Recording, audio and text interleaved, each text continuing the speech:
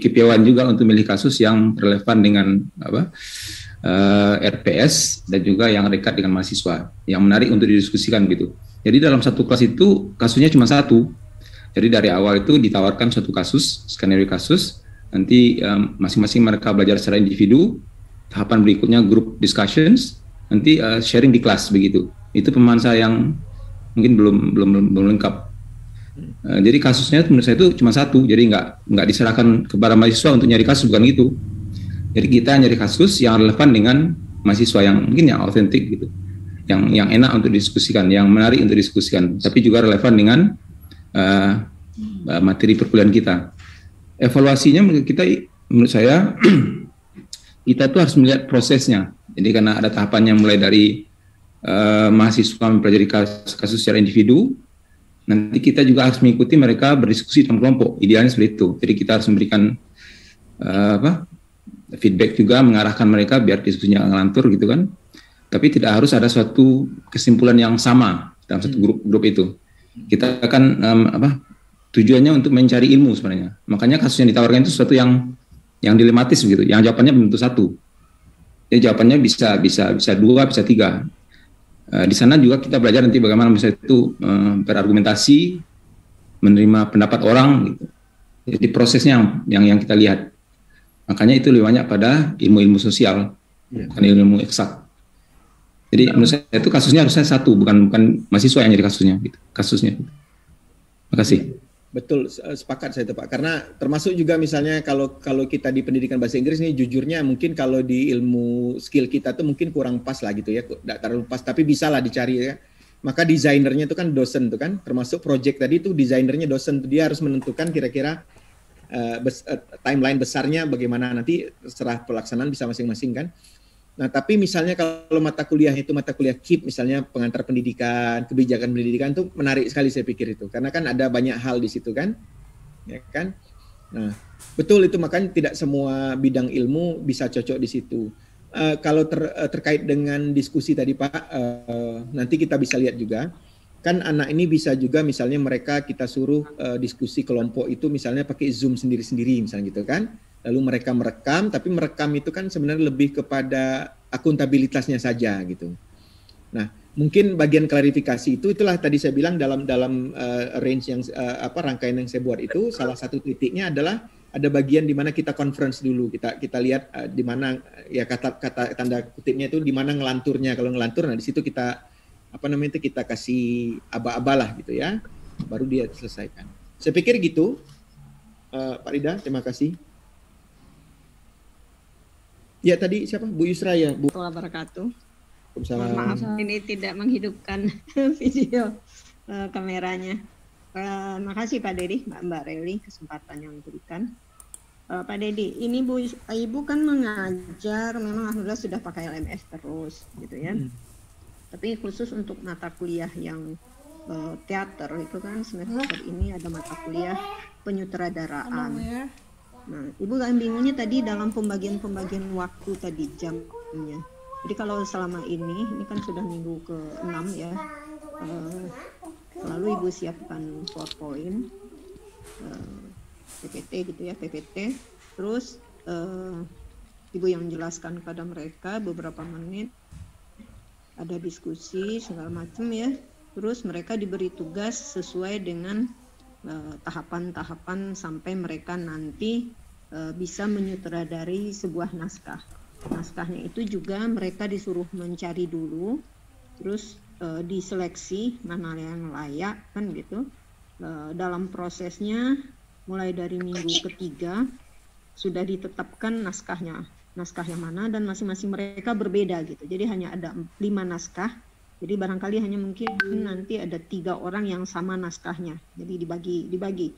Siapa yang mau naskah A, siapa yang mau naskah B, masing-masingnya ada 3 orang.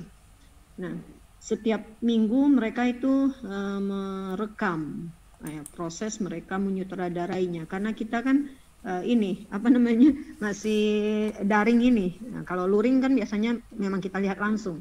Nah, karena kita tidak bisa melihat mereka latihan menyutradarai itu, maka Ibu mencoba mengubahnya dengan mereka memvideokan bagaimana mereka mulai dari memilih aktor, terus menghafal naskah dan seterusnya, itu mereka videokan tiap minggu. Nah, ujungnya nanti baru mereka mempertunjukkan hasil mereka menyutradarai itu. Nah, yang dijadikan aktornya mereka boleh pilih keluarga, boleh teman sekampung atau mahasiswa satu kelas, tapi tetap harus mengikuti prosedur pemilihan aktor, kan begitu. Nah, kalau seperti itu, apakah sudah bisa dikatakan PBJL? Satu itu, yang kedua, kalau pembagian waktunya tadi yang kurang paham, Ibu, Pak Dedi. Makasih, Pak De, Mbak Leli. Assalamualaikum warahmatullahi wabarakatuh. Waalaikumsalam. Saya mungkin tidak dalam kapasitas menjudge ya ini PJBL atau tidak, karena saya pikir dalam setiap mata kuliah itu dia punya karakteristik sendiri, Bu. Jadi pada dasarnya yang penting kan ada ciri-ciri dasar tadi yang bisa kita sepakati gitu kan. Misalnya bentuk produk, ada kegiatan refleksi, ada artefak, ada macam-macam gitu ya. Nah, kemudian pembagian waktu tadi gimana maksudnya? Misalnya? Kan tadi kalau misalnya kalau kita sudah pertemuan misalnya tadi menerangkan katakan ya menjelaskan poin yang kita buat terkait teori. Nah, terus kalau selama ini sih Ibu kadang full saja karena saking banyaknya mereka bertanya ya. Harus untuk diskusi membicarakan PPT yang disiapkan. Sementara tadi kalau tidak salah ada penjelasan pembagian waktu, kalau sekian itu mestinya mereka SKS-nya mereka bekerja apa tadi itu kurang nyambung.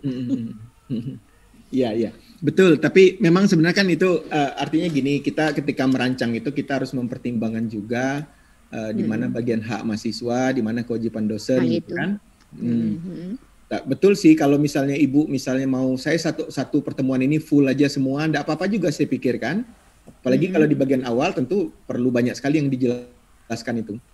Tapi harus ada minggu-minggu atau sesi-sesi di mana anak-anak itu memang betul-betul bekerja kolaboratif, diskusi dalam kelompok, mengerjakan sesuatu dalam kelompok, di mana dosen itu tidak perlu kehadiran itu tidak berapa penting gitu loh. Tidak perlu Zoom lah katakan begitu ya. Tidak perlu Zoom. Untuk kita kalau mereka mau Zoom dalam kelompok mereka misalnya mereka masih terkendala tidak boleh ketemu misalnya karena pandemi kita sediakan linknya. Kan salah satu kekhawatiran kita kan gini ya, kalau misalnya saya juga misalnya kalau kerja kelompok selalu saya ingatkan waktu pandemi masih agak parah di awal-awal itu, kalian silakan kerja tapi gunakan Zoom ya. Yang saya butuhkan cuman kalau ada Zoom ada rekaman Zoom. Nah, kalau Anda membuat video bersama teman-teman ada rekaman, nanti rekamannya kita sediakan slotnya itu untuk melaporkan gitu loh. Nah, itu lagi yang belum mahir bagaimana menyediakan slot lapor. Ya, itu selama itu ini melalui dengan submission email itu mata kan? kuliah atau Google Classroom, Pak Dedi. Ya, enggak pakai LMS kita aja. Semua kan bisa dilakukan di situ. Besok belajar sama Pak Dedi. Ya, nanti sebentar lagi kita akan tunjukkan sedikit konsepnya. Oh gitu, alhamdulillah. Ya. Nah, tetapi maksud saya begitu, artinya pembagian itu tentu tidak sesaklek itu. Cuman yang pasti gini, ketika mereka sedang bekerja sendiri itu, kita harus memastikan pembelajaran itu terjadi. Nah, itu kan agak kontradiktif kata-kata saya itu kan. Kita biarkan mereka bekerja sendiri, tapi kita pastikan mereka belajar. Nah, gimana caranya gitu? Sama dengan kita suruh mereka baca buku, tapi kita tidak lihat, tapi kita pastikan mereka belajar baca buku. Gimana? Jadi maka disertai dengan tugas-tugas, dengan catatan-catatan, dengan log kegiatan. Nah, jadi lengkap prosesnya itu. Jadi karena yang dilihat betul kata Pak Rida tadi, yang kita lihat dari project base itu walaupun produk dinilai juga, tapi proses juga penting gitu. Nah, nanti saya akan tunjukkan satu contoh yang bisa kita lakukan. Ada satu kelas saya yang memang project base dari awal sampai akhir gitu. Iya. Oke ya Bu ya. Terima kasih Pak Dedi. Pak Dedi, nanya dulu Pak Dedi. Nah, monggo siapa nih? Oh Bu ya Bu. Kolaboratif itu, gitu loh. Nggak siap, jangan ganti baju lah mandi. Ya mandi tuh. Saya kasih contoh misalnya, saya sepakat dengan Ibu tadi misalnya kayak speaking ya. Kalau introduction kan nggak mungkin dia sendirian kan. Nah, bagian itu nggak usah kita project base kan. Tapi misalnya begini, ada tugas misalnya membuat dialog di dalam hotel. Ya, maka untuk mencapai dialog itu pertama mereka harus belajar pronunciation, harus kenal kan gitu ya. Iya. Jadi tidak semuanya harus atau bisa kita paksakan masuk ke dalam slot itu loh Bu. Cuman kan yang diharapkan itu adalah, yang paling penting itu adalah adanya materi. Kalau ada materi ya. Nah, saya di sini saya sebut namanya mini lesson. Jadi dalam mini lesson itu mereka misalnya mengerjakan pembelajaran. Yang penting artinya gini, dalam minggu itu tidak boleh kosong mereka melakukan sesuatu gitu. Pastikan. Nah, gimana cara memastikan? Misalnya menggunakan mini lesson, menggunakan kuis. Nah, yang paling penting yang tidak boleh tidak ada adalah namanya activity log dan reflection. Nah, dalam activity log itu kalau Bapak Ibu minta anak-anak misalnya kalian bekerja kelompok, diskusi, mungkin activity log-nya ada ringkasan, mungkin ada video rekamannya, atau ada apa segala macam yang kita butuhkan. Ya, sehingga kewajiban dan hak anak untuk belajar 4 kali 170 menit 1 minggu itu terpenuhi dengan modul ini. Ya. Nah, ketika dia masuk mid project semester, karena biasanya kalau saya kan mid project itu progress report namanya. Nah, kita minta mereka mengumpulkan progress report. Disediakan slotnya untuk mengumpulkan, boleh pakai assignment atau boleh menggunakan apa namanya? Kalau saya menggunakan workshop ini untuk peer review. Karena biasanya mungkin kita capek kalau nilai satu-satu, nah kita suruh mereka nilai kawan yang lain gitu. Nah, ya. Kemudian terus seperti ini, modulnya disesuaikan kebutuhan. Nah, masuk lagi teamwork sama seperti itu juga modelnya. Nah, bagian terakhir ini tadi pertanyaan dari Pak Yul ya. Misalnya bagaimana memastikan bahwa anak ini memang bekerja kontribusinya sama gitu. Tidak akan pernah anak itu kontribusinya sama, pasti berbeda. Oleh karena itu kita menyediakan beberapa slot. Jadi ketika dia semester dia kumpulkan tuh ada final product, ada presentation. Ketika di terakhir itu ada 2 kemungkinan. Satu, presentasinya secara sinkronos. Jadi kita buka Zoom, kita minta mereka presentasi kelompok satu kelompok ya. Kemudian kita berikan penilaian, selesai. Atau kalau misalnya kita tidak punya waktu atau dianggap kurang efektif, kita bisa menggunakan metode asinkronos. Suruh mereka bikin presentasi berbentuk video, presentasi, lalu kumpul. Nilainya juga secara asinkron. Siapa yang menilai bisa menggunakan penilaian dosen atau penilaian teman. Nah, yang paling penting itu adalah adanya final reflection. Nah, ini nanti kita tinggal pilih Bapak Ibu. Mana yang tugas kelompok, mana tugas individu. Yang jelas individu itu tidak boleh ngerjakan tugas. Tidak boleh ngandalin final product bersama itu aja, karena udah pasti ada yang tidak setara kontribusinya. Tetapi di tengah jalan itu, di tengah-tengah ini kan mereka juga ada kuis, ada segala macam yang kita bisa gunakan untuk mengecek pemahaman. Kalau ini individual. Nah, maka dalam mendesain itu kita pastikan mana yang penilaian proses, mana yang produk, mana yang berbentuk pengetahuan, keterampilan, dan sikap yang mana. Nah, kemudian mana lagi yang tugas pribadi dan mana yang tugas individual. Kira-kira begitulah ya, itu kira-kiranya. Yang jelas ketika kita nilai akhir itu harus ada komponen yang kita nilai. Misalnya untuk yang sifatnya kognitif atau pemahaman pengetahuan itu bisa berbentuk kuis, bisa berbentuk tugas paper individual. Kalau yang skill itu dibuktikan dengan produk. Nah, produknya itu tadi yang saya bilang ya, produk itu tidak harus selalu berbentuk konkret. Tetapi juga bisa abstrak, misalnya kayak rumusan apa tadi? Rumusan kebijakan, rekomendasi, itu kan sebenarnya bentuknya cuma kertas gitu kan? Atau minimal PowerPoint lah, nanti PowerPoint itu mereka bikin video presentasi. Grup kami mengusulkan untuk masalah ini ada beberapa rekomendasi perlu lakukan ini. Bikin video. Nah, artefaknya berbentuk video. Tetapi jangan sampai tidak dilengkapi dengan reflection. Karena reflection inilah bukti bahwa mereka menginternalisasi ilmu pengetahuan dan keterampilan itu tadi. Ya. Nah, sayangnya memang dalam pengalaman saya reflection ini paling berat gitu. Anak-anak reflection itu dia butuh critical thinking, ya.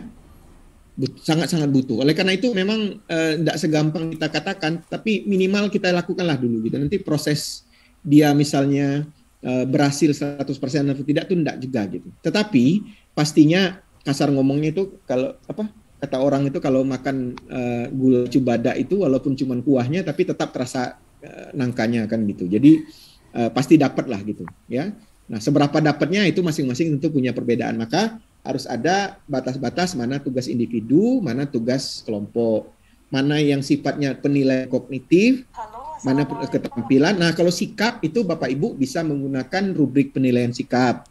Siapa yang nilai? Bisa dosen, bisa teman sejawat. Itu yang saya bilang tadi kan kita pakai sosiometri, kita suruh mereka nilai siapa yang paling aktif, urutkan dari atas sampai bawah. Itu pasti akan ketemu, itu pasti berkonvergensi nilai itu, ya. Karena yang anak yang paling rajin tidak mungkin dibilang paling malas, anak yang paling malas tidak mungkin dibilang paling rajin. Paling-paling ada nilai mediocre. Nah, mainlah rata-rata, pasti ketemu itu. Saya pikir itu, Bu Reli. Kalau ada diskusi silakan. Pak Dedi, masalahnya ini sekarang kalau untuk ngisi bikin slot entah forum, assignment atau apa, pokoknya activity gitu.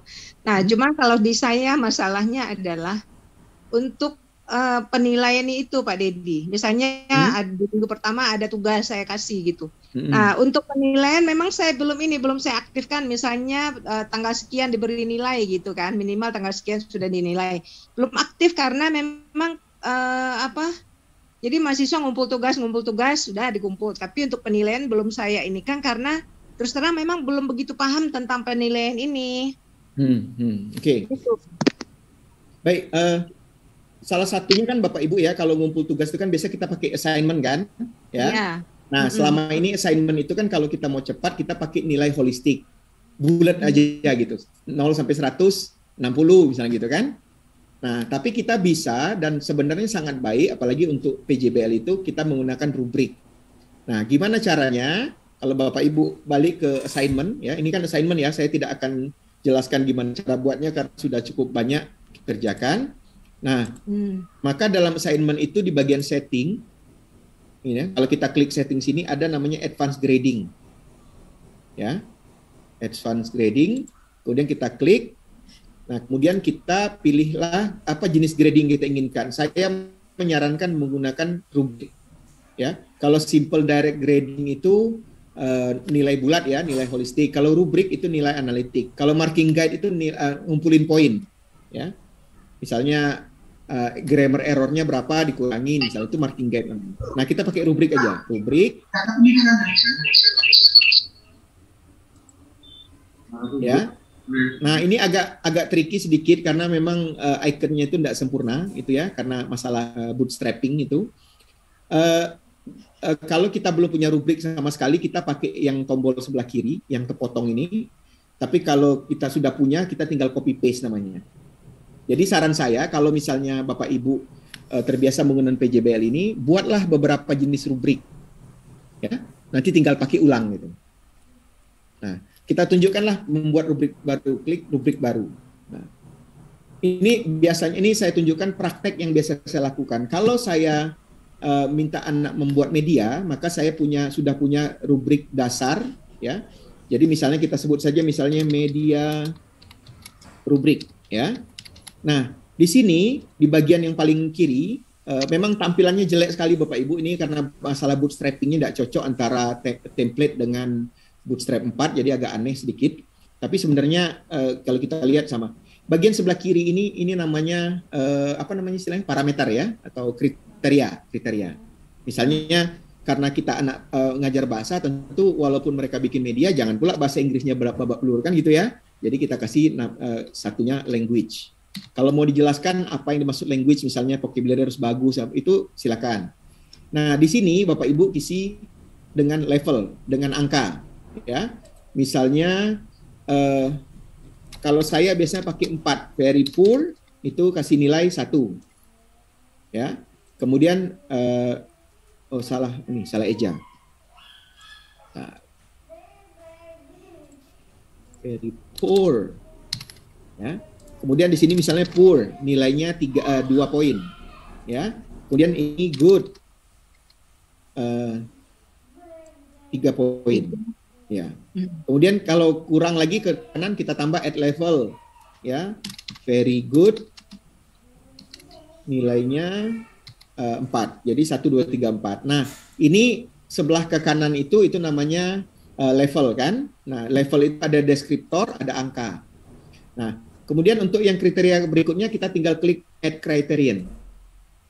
Ya, misalnya kalau saya lagi itu misalnya konten, saya ingin kontennya itu gimana gitu ya, harus adalah isi manfaat isi dari media itu ada misalnya. Ini kita kasih nilai yang kurang lebih apa?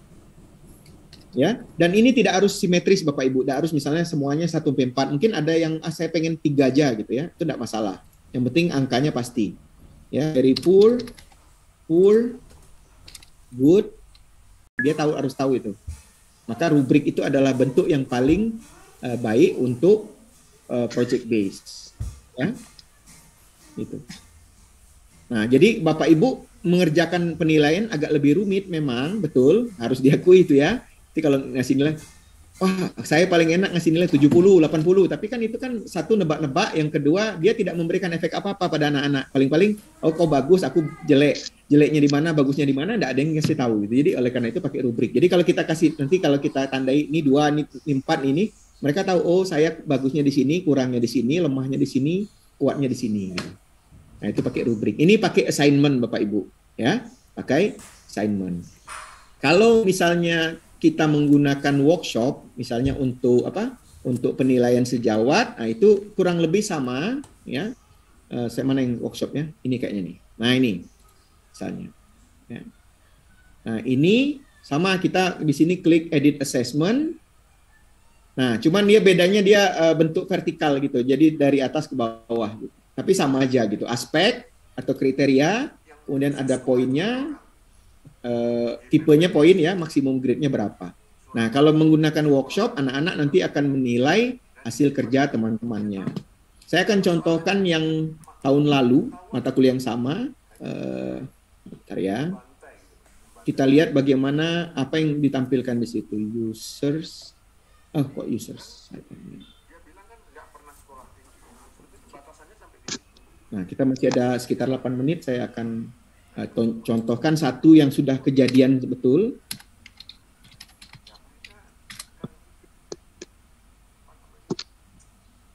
Ini. Ya. Nah. Oke. Jadi pada waktu finalnya itu mereka saya minta untuk mengumpulkan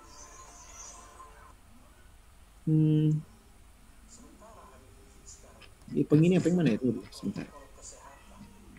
Karena waktu itu kita ada perpindahan ya, saya tidak gitu ingat.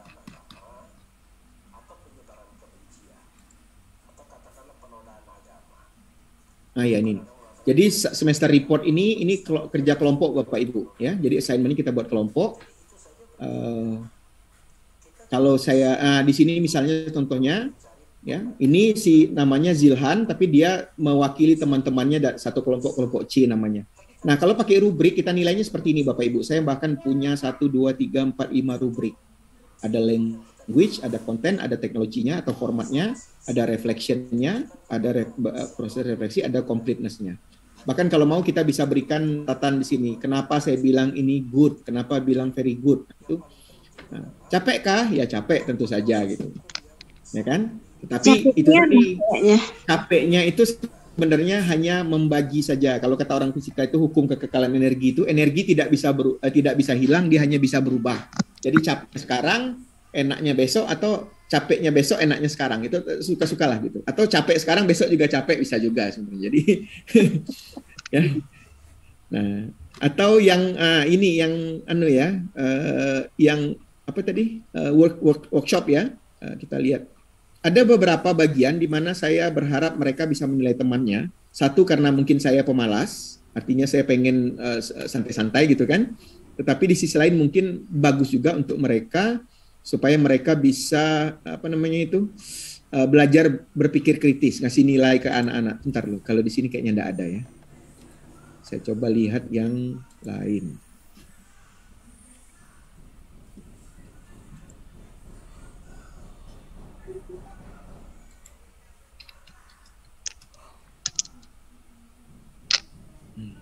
Nah ini nih, kayaknya ini bisa nih.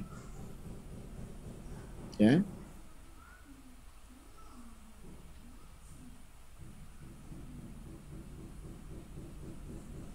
Nah ini, misalnya T4 ini mereka kita minta mengerjakan pribadi, lalu kita berikan mereka assessment form. Nah, nanti kalau sudah selesai, dia nilainya akan dapat yang seperti ini Bapak Ibu.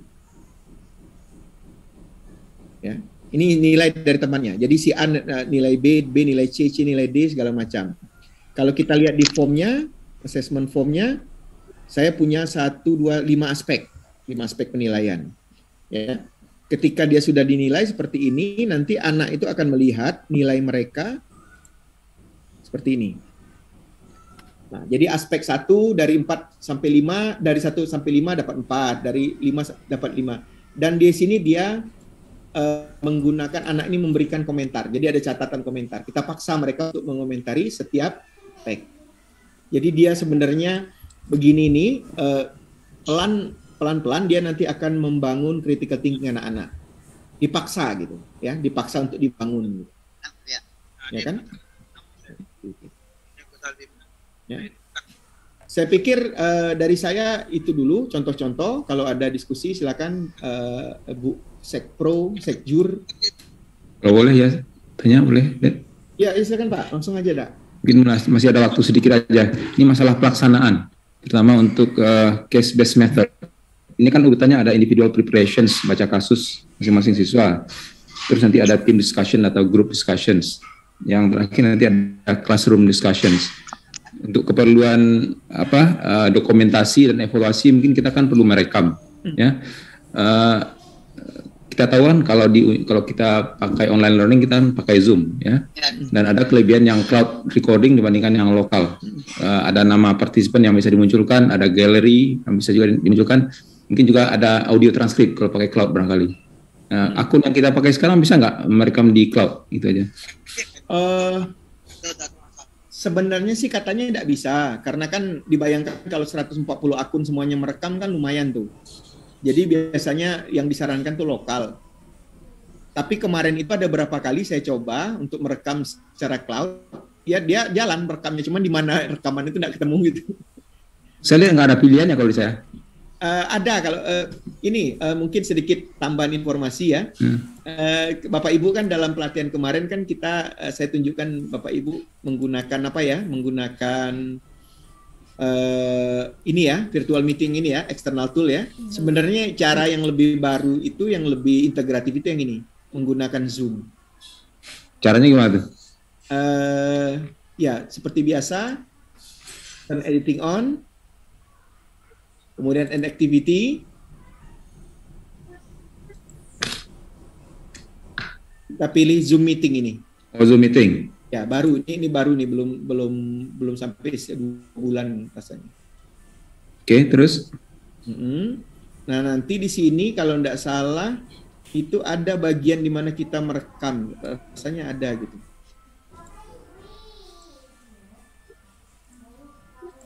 Nah itu nggak ketemu ya di mana ya. Rasanya kemarin ada bagian di mana kita bisa merekam secara cloud. Oh enggak, kayaknya waktu Bapak jalankan Zoom-nya nanti rasanya bisa direkam, pilih rekam di cloud. Tapi itu tadi saya rasanya enggak ketemu juga sudah saya masuk ke Zoom akun saya, enggak ketemu rekaman yang mana yang cloud itu. Kita lihat ya misalnya. Kalau seandainya gini ya. Kalau misalnya nggak bisa pakai cloud yang diunjah ini, kalau kita punya akun yang berbayar, terus bisa nggak kita masukkan link di luar ke LMS? Bisa. Jadi mungkin caranya kita sudah coba berapa kali kemarin itu. Kita breakout room, kita jadikan sebagian itu co-host atau kita biarkan